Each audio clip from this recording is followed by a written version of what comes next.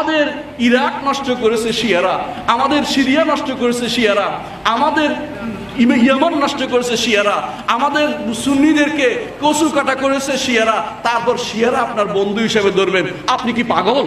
আমাদের আয়েশা রাদিয়াল্লাহু আনহাকে যে খারাপ কথা বলে আপনি শুধু কান্না করবেন যদি শুনেন। আপনি আশ্চর্য, এত খারাপ কথা বলে। সাহাবায়ে কেরামকে তারা কাফের বলে, আমাদের কোরআনকে তারা বিকৃত বলে, আমাদের কোরআন, আমাদের হাদিসে একটা হাদিসও তারা মানে না, আমাদের ইমামদেরকে গালিগালাজ করে। এই মানুষদেরকে আপনার বন্ধু কিভাবে হতে পারে আপনি বুঝেন? আপনি যদি বলেন যে আমার বাবারে গালি দিচ্ছে তো কিছু হয় নাই, আমি তার বন্ধু, আপনি হচ্ছেন বাবার জন্য অবাধ্য সন্তান, আপনি বাবার অবাধ্য সন্তান। আপনাকে বুঝতে হবে যারা আকীদার ক্ষেত্রে আমাদের মানহাজ বিরোধী এবং আকীদা মানহাজ বিরোধী, তাদের সাথে আপনার বন্ধুত্ব চলতে পারে না। তাদেরকে দাওয়াত দিবেন, দিনের দিকে যদি না আসে তাদের থেকে দূরে থাকবেন।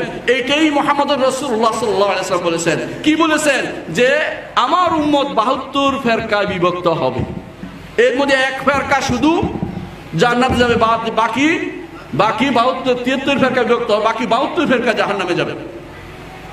সাহাবায়ে কেরাম বললেন যে ইয়া রাসূলুল্লাহ, কারা এরা? জানা দরকার। তিনি তখন বলেছেন, আমি আর যেটার উপর আছি, কে? মুহাম্মদ সাল্লাল্লাহু আলাইহি ওয়াসাল্লাম, আর আমার সাহাবীরা যেটার উপর আছে সেটাই হচ্ছে এই পথ, সেটা হচ্ছে আহলুস সুন্নাত ওয়াল জামাআহ। সুন্নাহ অর্থ হাদিস, সুন্নাহ অর্থ হাদিস, জামা অর্থ সাহাবায়ে কেরাম। যারা রাসূলের অনুসরণ করবে, যারা সাহাবায়ে কেরাম অনুসরণ করবে, তারাই শুধুমাত্র কোন রকমের জাহান্নামে যাওয়া পেতে জান্নাতে যাওয়ার পথ দেখবে।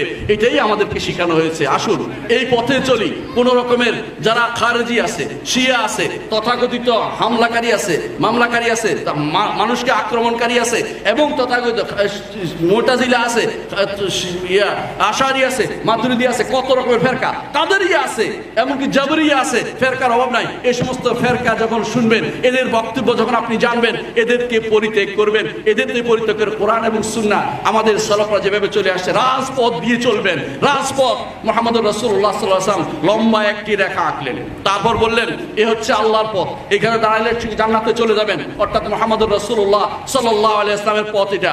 এর আশেপাশে তিনি অনেকগুলো ছোট ছোট রেখা আঁকে বললেন এই প্রত্যেকটি হচ্ছে শয়তানের পথ, পাশে পাশে তাকে দাঁড়িয়ে আছে।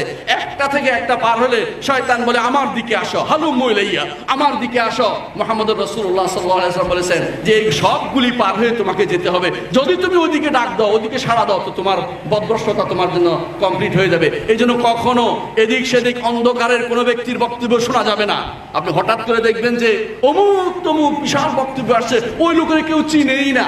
ওই লোক দেখবেন যে বিশাল বিশাল কথা বলতেছে, কারো সম্পর্কে কোনো এক অন্ধকার গুহার ভিতরে ব্যক্তি তার জন্য বায়াত নিয়ে বসে আছে।